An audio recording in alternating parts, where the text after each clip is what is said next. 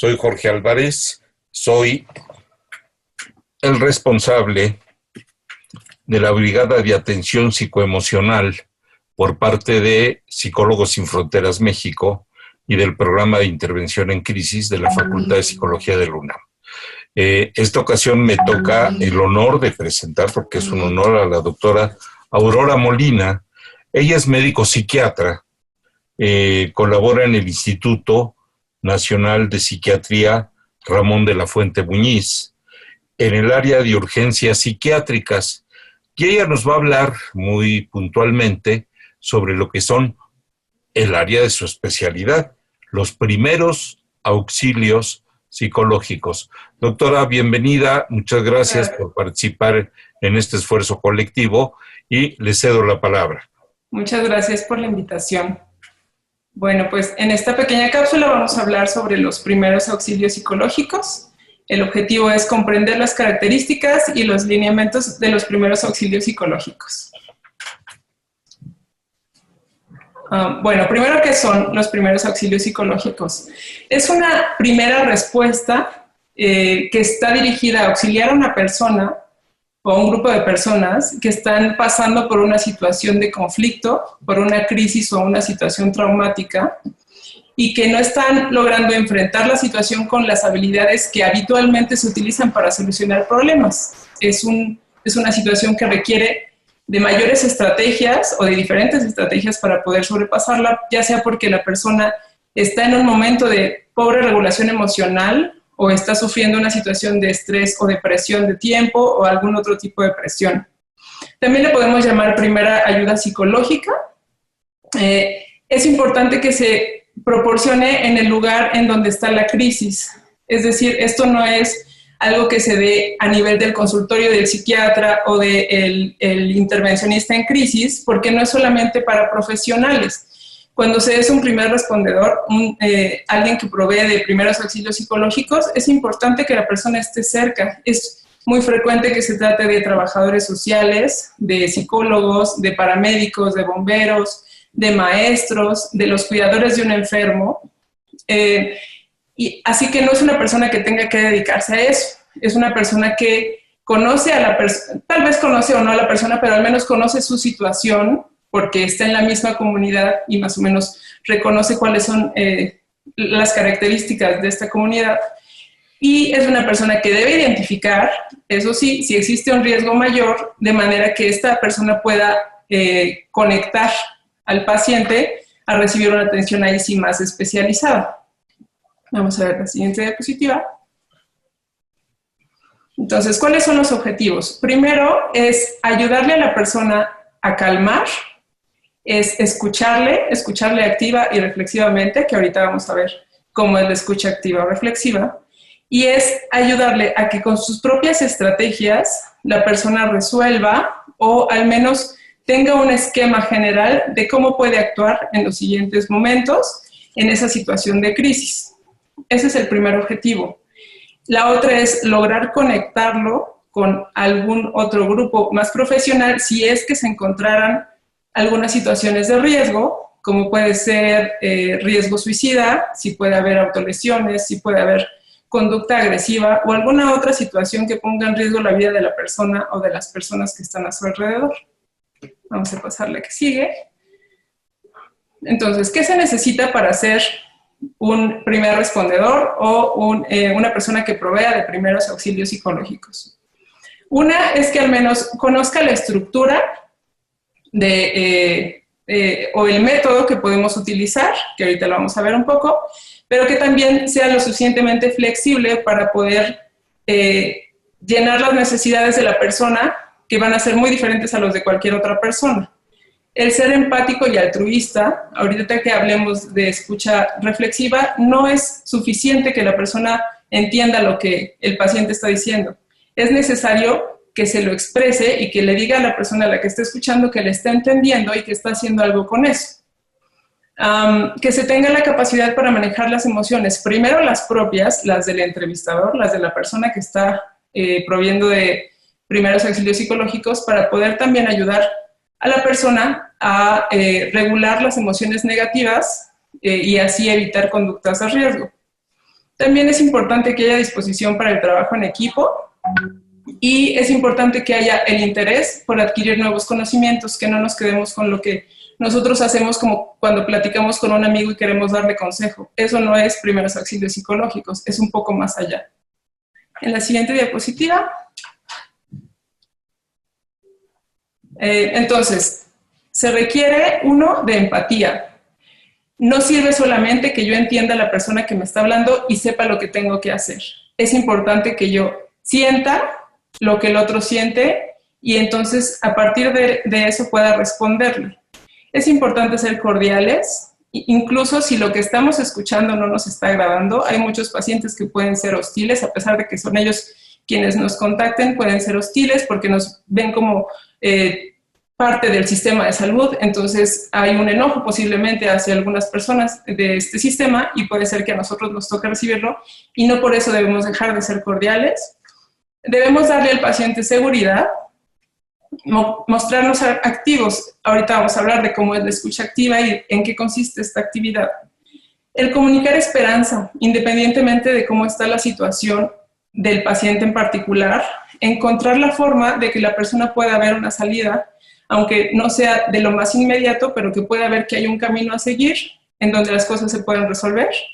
Y es muy importante no hacer falsas esperanzas, no decirle todo va a estar bien, no decirle seguramente esa persona se va a recuperar, no decirle seguramente usted va a encontrar el dinero que es necesario, etc. No podemos prometer nada, y menos si no conocemos por completo la situación. En la que sigue. Entonces, los elementos clave para la intervención en los primeros auxilios psicológicos son, primero debo ver que estoy en un lugar seguro y que la persona a la que estoy entrevistando también está en un lugar seguro. Si es, por ejemplo, llamada telefónica, es importante preguntarle, ¿estás con alguien? ¿Con quién estás? ¿Es alguien que conoces? ¿En dónde estás? Sobre todo si es una persona que está hablando de situaciones de riesgo como me quiero lastimar, etc. El pedirles que nos dé un número telefónico, por ejemplo, de alguien que conozca, de algún familiar o un amigo. Si está en una situación de riesgo, por ejemplo, no sé, no está en casa, no está en un lugar resguardado, preguntarle si es posible que primero se resguarde y se comunique luego, posteriormente. Y de ahí, ya que sabemos que estamos los dos en un lugar seguro, iniciar la escucha activa. Ahorita vamos a hablar de eso. Cuando estemos escuchando al paciente es importante escucharnos a nosotros. ¿Cómo me estoy sintiendo? Puede ser que nos está platicando una situación muy traumática, de violencia, por ejemplo, que ha estado viviendo en casa, y eso me puede generar a mí o temor o ansiedad. Y es frecuente que la persona que está muy ansiosa nos esté transmitiendo la misma ansiedad, incluso nos pueden dar ganas de llorar. Es importante que antes de que eso suceda nos observemos, porque si no estoy bien, yo no le puedo ayudar a la persona a la que estoy escuchando. Eso es cuidarnos emocionalmente. Lo único que hay que hacer es, a ver, me está diciendo algo muy doloroso, tratar de racionalizar un poco y decir, esto me está generando mucha ansiedad, mucha tristeza, y solo respirar y tratar de seguir escuchando, sabiendo que ahorita, en este momento, quien está importando porque se siente muy mal es el paciente. Y después de que yo le dé la ayuda, puedo a lo mejor tratar de regular mi emoción con alguna estrategia que ya conozca, ¿no? Ok, en la siguiente. Vamos a hablar sobre las claves sobre la intervención. Primero es darle un tiempo de tribuna libre al paciente, de manera que nos diga qué sucedió, y de ahí nosotros tenemos que empezar a utilizar la escucha activa o escucha reflexiva, son sinónimos. La escucha activa es demostrar al hablante que el oyente le ha escuchado, que le está entendiendo, que aparte sabe las emociones que hay detrás de eso que está escuchando y que está haciendo algo con eso, con esa información en su cabeza. Es darle la seguridad de que lo que dice importa. Entonces, solamente escucha es entender, y eso al paciente todavía no le sirve. Al paciente le sirve que tú hagas alguna forma de retroalimentación para que sepa que le estás entendiendo y que te está importando. Entonces, hay varias estrategias. Una es simplemente, por ejemplo, parafrasear. Oiga, por lo que usted me dice, esto que estaba pasando su mamá le comentó esto y usted se sintió, no sé, muy enojado por lo que dijo esto y se salió de casa.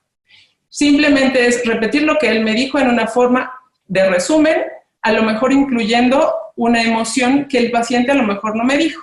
Por ejemplo, él me pudo comentar solamente sobre el suceso, pero yo aparte estoy diciendo, entonces por lo que entiendo usted se sintió muy enojado.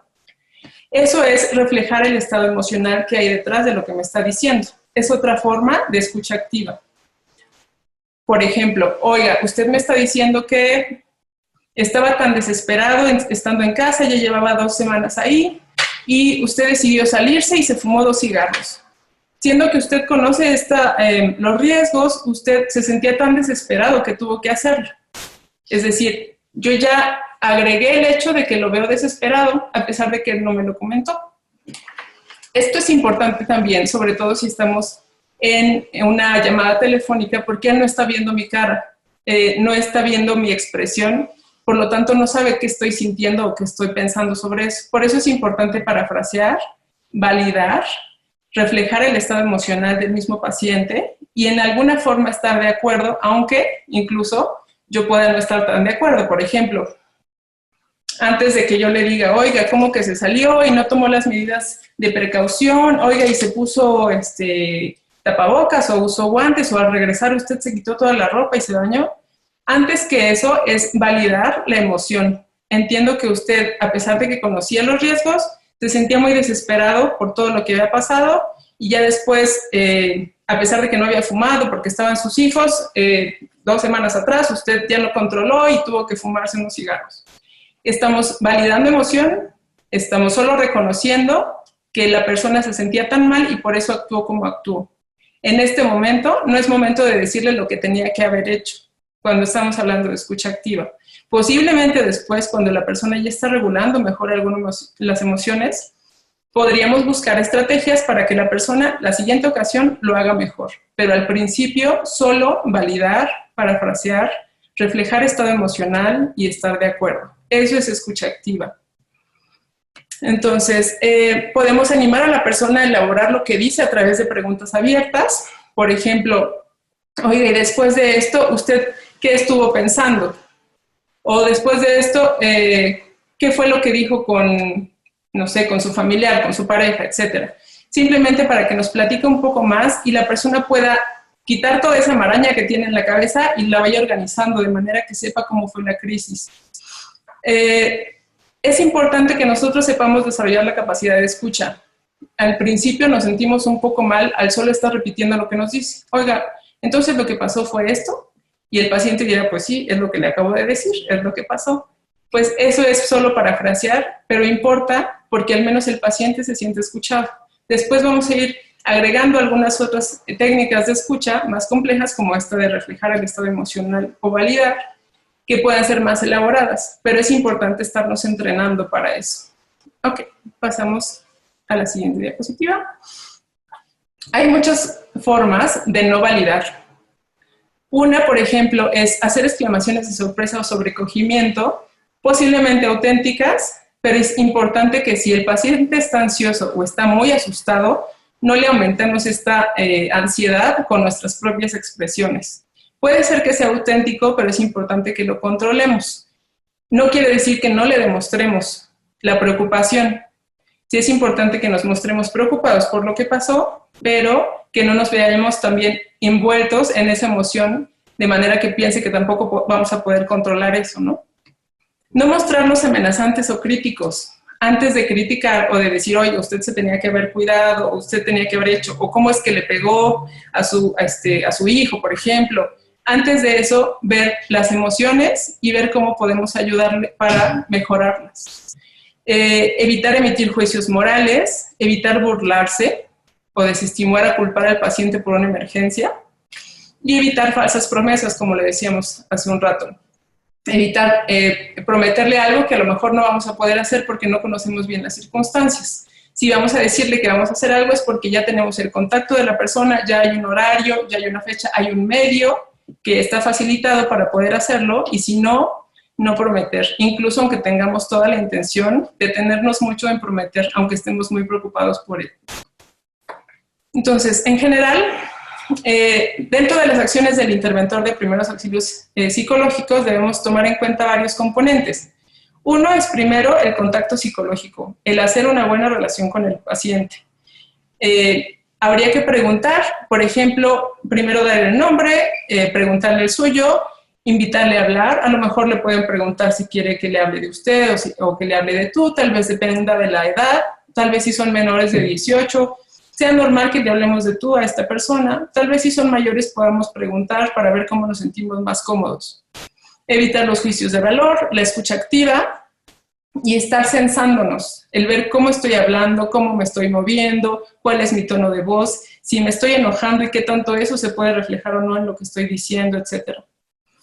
El ver las dimensiones del problema, ver qué pasó, ver qué recursos esa persona tiene, por ejemplo, para evitar que vuelva a pasar o para ver que pueda salir de esta crisis que está sucediendo, preguntarle si las personas que están con él, qué actitud tienen con él, si están enojados o no, si puede ir con alguien más, alguna amistad, algún familiar que le pueda ayudar. Identificar qué tantos planes hay a futuro, es decir, qué tanto la persona se está visualizando en un futuro a corto plazo, qué tantas soluciones ya ha visto, qué tantas opciones le han dicho y a lo mejor no las ha querido aceptar. El identificar qué ha hecho hasta ahora para solucionar su problema. Cuando la situación de crisis es bastante grave, la persona se paraliza y puede ser que no haya hecho nada, pero sí puede ser que que tenga en su mente ciertas posibilidades, pero que se siente muy temeroso de iniciar. Entonces, ayudarle a ver cuáles son las situaciones que le causan miedo y ver cuál es la mejor opción, evitando esa emoción, le puede ayudar mucho a clarificar. Ayuda a redefinir el problema y elaborar algunas otras soluciones que a lo mejor el paciente no está viendo porque la visión que tiene en ese momento es muy corta por la ansiedad o por el miedo o por la depresión que puede estar teniendo. Es muy importante que a lo largo del interrogatorio preguntemos sobre conductas de riesgo. ¿Cómo preguntar? Una es, por todo esto que ha pasado, ¿usted ha llegado a pensar en algún momento que sería mejor ya no vivir? Dependiendo lo que el paciente diga hay que escuchar. Pues sí, he pensado que ya no vale la pena, que ya no tengo motivos, etc. Y después, ¿ha llegado a pensar en alguna forma de morir? Porque una cosa es tener fantasías de muerte, por ejemplo, que es pensar, creo que ya no tiene motivos, a pensar, creo que debería hacer algo para quitarme la vida. Así que el preguntarle si ha pensado en hacer algo para ya no vivir, estamos indagando si hay una ideación suicida tal cual. Si el paciente refiere a algo así, tenemos que preguntar qué tan cerca ha estado de eso. Y así se pregunta, ¿qué tan cerca ha estado de realizar algo así? No, pues ya me acerqué a tal lugar o ya agarré tal medicamento. ¿Eso cuándo fue? Y saber cómo es que nos sucedió, si se detuvo solo, si alguien más lo detuvo o si fue que inmediatamente habló con nosotros, nos buscó, ¿no? Si ya hay ese riesgo, es importante que el primer auxiliador psicológico no se quede con el paciente y lo refiera a una unidad más especializada. Aquí hay algunos teléfonos, está la línea de la vida y están las emergencias del 911. También está esta página en donde la persona puede incluir los datos inicialmente y después lo pueden contactar para saber si requiere una atención más especializada. También debemos preguntar, ¿usted ha llegado a pensar en hacerle daño a alguien más? Y es una pregunta bastante abierta, no tiene que ver directamente con una ideación homicida, por ejemplo, y tampoco le estamos acusando de nada, ¿no? Simplemente ha llegado a pensar en lastimar a alguien más, o ha estado muy irritable, que llegue a aventar cosas, que incluso le llegue a pegar a alguien. Tratar de hacerlo sin juicio, para que el paciente se pueda abrir y decirnos si ha pasado o no. Y si ha dicho que ha pensado en hacer algo, igual preguntarle. ¿Ha llegado a pensar en una forma? ¿Ha estado cerca de hacerlo? ¿Cuándo lo hizo o cuándo fue la última vez? Es muy importante que controlemos nuestra emoción cuando estamos haciendo estas preguntas para evitar juicios, a pesar de que estamos viendo situaciones peligrosas para otras personas o que nos molesten, ¿no? Es importante que, si tenemos duda, por ejemplo, si es un paciente que estuvo muy mal hace una semana y ahora me llama y me dice que sigue mal, pero se siente en comparación con hace una semana mejor, pero hace una semana tenía un poco de fantasías de muerte, a lo mejor es importante que dé un seguimiento, porque sé que está mejor, creo que no necesitaría una atención psiquiátrica en ese momento o ir a un servicio de urgencias, pero es importante que siga así y que vaya hacia la mejoría, seguir en ese proceso, tal vez decirle que se comunique con nosotros o que nosotros nos comuniquemos con ellos en 2 o 3 días para ver cómo van las cosas. Y si nos quedamos con duda, porque no sabemos si la conducta regresará, es importante desde ese momento decirle que es necesario acudir a alguna otra asistencia más profesional. Puede ser, por ejemplo, está el Instituto Nacional de Psiquiatría en el servicio de urgencias, si es que ya se presentaron conductas de riesgo que deben ser evaluadas inmediatamente. Entonces, en cualquier caso, si nos quedamos con alguna duda, es importante no quedarnos solo con el paciente, porque eso es una responsabilidad muy grande para nosotros. Es importante asesorarnos y buscar atención de alguien más profesional.